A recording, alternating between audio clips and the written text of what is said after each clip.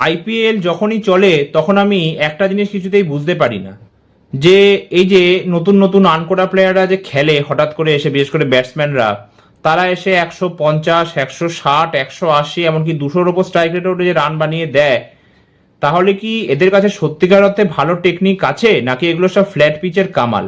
এটাই আমি বুঝতে পারছি না। কারণ যে কোনো প্লেয়ার দেখি উঠে আসে, এবং প্রত্যেকটা টিমের কাছে এরকম 3-4টে প্লেয়ার থাকে যারা একদম আরামসে রান বানিয়ে দেয়, 40 run, 50 run, 80 run, 100 run score করে দিচ্ছে, 200 স্ট্রাইক রেটে রান বানিয়ে দিচ্ছে। মানে 200 স্ট্রাইক রেটে রান বানানো যেন এদের কাছে কিছুই না, কিছুই না এদের কাছে, এমন ভাবে এরা খেলছে।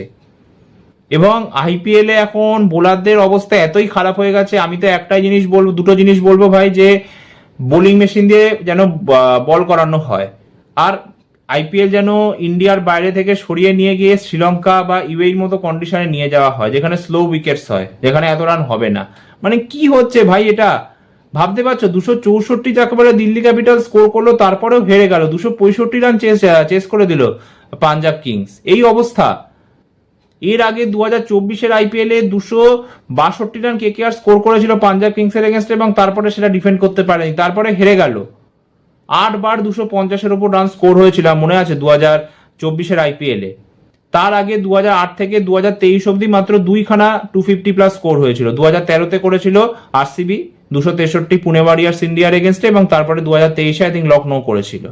তাহলে মানে সবাই বলতো যে আইপিএল এর ইতিহাসে হাইয়েস্ট রান স্কোরারও আরসিবি এবং লোয়েস্ট রান স্কোরারও যাকে বলে আরসিবি, কিন্তু এখন সেই রেকর্ড আরসিবির নামে নেই। এখন হাইয়েস্ট রান কত, 287 করেছিল এসআরএইচ 2024-এর আইপিএল এ।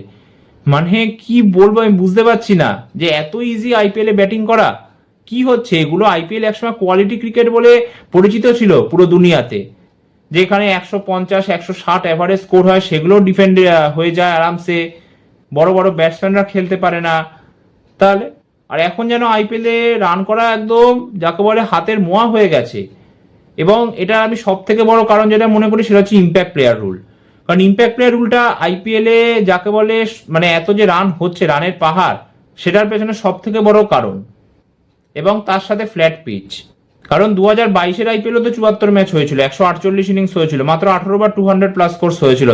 তখন তো ইম্প্যাক্ট প্লেয়ার রুল ছিল না, সেই জন্য এত রান হয়নি।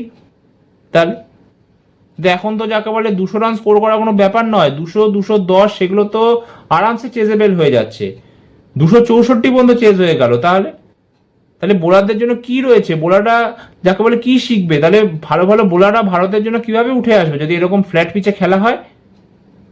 ব্যাটসম্যানের তো যাকে বলে ছড়াছড়ি, আমি তো মানছি সেটা, যে ব্যাটসম্যান প্রচুর রয়েছে। মানে আমি যদি টপ 3 আমাদের যে টি20 রয়েছে এই মুহূর্তে, তাদেরকে আমি বাদ দিই, অভিষেক, সঞ্জু আর তার সাথে ঈশান কিষান, তারপরেও 6-7টা প্লেয়ার এমন রয়েছে আইপিএল দেখে মনে হচ্ছে যারা এদের জায়গা খেলতে পারবে, টপ 3-তে আরামসে খেলতে পারবে। কিন্তু আমি এটাই দেখতে চাই যে এরা ডিফিকাল্ট পিচে কেমন খেলে। কারণ ফ্ল্যাট পিচে তো ভাই যে কেউ রান বানিয়ে দেবে, অন্ধাধুন ব্যাটিং করে দেবে, কিন্তু আসল তো বোঝা যাবে যখন ডিফিকাল্ট পিচে খেলা হবে না, তখনই তো আসল খেলা বোঝা যাবে। না তো এরকম ফ্ল্যাট পিচ বানিয়ে লাভ কি? ফ্ল্যাট পিচে তো আরামসে যে কেউ রান বানিয়ে দিবে। তো আমি অ্যাজ আ ক্রিকেট ফ্যান এটাই দেখতে চাই যে বিসিসিআই যেন ইন্টারভেন করে, এবং মানে ভালো পিচ যেন হয়, 160 থেকে 175, 180-র মধ্যে যেন পিচ হয়, সেই খেলাগুলো দেখতে খুব মজা আসে। যেমন এসআরএইচ ভার্সেস এলএসজির যে ম্যাচটা হয়েছিল, সেই ম্যাচে 1 বল বাকি থাকতে 160 মতো টার্গেট চেস করে জিতেছিল এসআরএইচ, সরি এলএসজি। বা কেকেআর আর রাজস্থানের মধ্যে যে ম্যাচটা হলো, সেই ম্যাচও কেকেআর 2 বল বাকি থাকতে 158-59 রান চেস করে জিতেছিল। এগুলো ভাই দেখতে মজা আসে, কিন্তু এমন খেলা দেখতে মজা আসে না। 220-30 রান করছে, সেগুলো চেস হয়ে যাচ্ছে, 250-এর উপর টার্গেট চেস হয়ে যাচ্ছে। কি এগুলো ভাই? এটা আইপিএল, দুনিয়ার সেরা লিগ। বোলারদের জন্য যদি কিছু না থাকে, তাহলে কি করে বোলাররা যাকে বলে ম্যাচ জেতাবে টিমকে? কোনো টার্গেটই তো তাহলে সেফ নয়। এখন এমন তো নয় যে প্রত্যেক টিমের কাছে জাসপ্রীত বুমরার মতো বোলার রয়েছে, না, সে তো নেই। যদিও জাসপ্রীত বুমরা এই সিজনে এখন অব্দি ফর্মে একদমই নেই, কিন্তু তারপরেও আগে যে 2টো সিজন গেছে বুমরার, তো তার পরিপ্রেক্ষিতে তো এটাই বলা যায় না যে প্রত্যেক টিমের কাছে তো বুমরা নেই, একটা বোলারও নেই বুমরার মতো। তাহলে ইন্টারন্যাশনালি যখন নেই, তাহলে আইপিএল কোথায় থাকবে?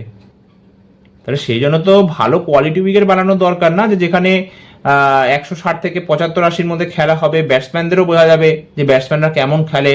ফ্ল্যাট উইকেট দিয়ে কেউ রান বানিয়ে দেবে, ফ্ল্যাট উইকেট দিয়ে কিভাবে ব্যাটসম্যানকে টেস্ট করা যাবে? তাই না, টেস্টই তো করা যাবে না। বোলাররা যাকে বলে মার খেয়ে যায়, বোলারদের জন্য কিছুই থাকবে না, তাহলে এগুলো তো ঠিক নয়। একসময় আইপিএলে কোয়ালিটি ক্রিকেট হতো, অকেশনাল 200 রান হতো আইপিএলে। তাহলে এতদিন 2008 থেকে 2022 অব্দি এই 15টা সিজনে যখন ইম্প্যাক্ট প্লেয়ার রুল বা কিছু ছিল না, তখন মাত্র যাকে বলে 2022 সালের সিজনে সবচেয়ে বেশিবার 200+ স্কোরস হয়েছিল। 74 ম্যাচের 148 ইনিংসে 18টা 200+ স্কোরস হয়েছিল। পার্সেন্টেজের হিসাবে সবচেয়ে বেশিবার হয়েছিল 2018 সিজনে 12.5% যাকে বলে 200+ স্কোরস হয়েছিল। 2022 সিজনে 12.16% 200+ স্কোরস হয়েছিল। তাহলে আর এখন একদম প্রত্যেক ম্যাচে 200-র উপর হয়ে যাচ্ছে স্কোর। অলরেডি এই সিজনে 36 ম্যাচের 71 ইনিংসে 31 খানা 200+ স্কোরস হয়ে গেছে। 31 খানা, কি বলবো আমি, ভাল লাগে না এগুলো দেখতে ভাই, একদম ভাল লাগে না। মানে বোলারদের জন্য যদি কিছু না থাকে তাহলে কি খেলা হবে, কিছুই হবে না।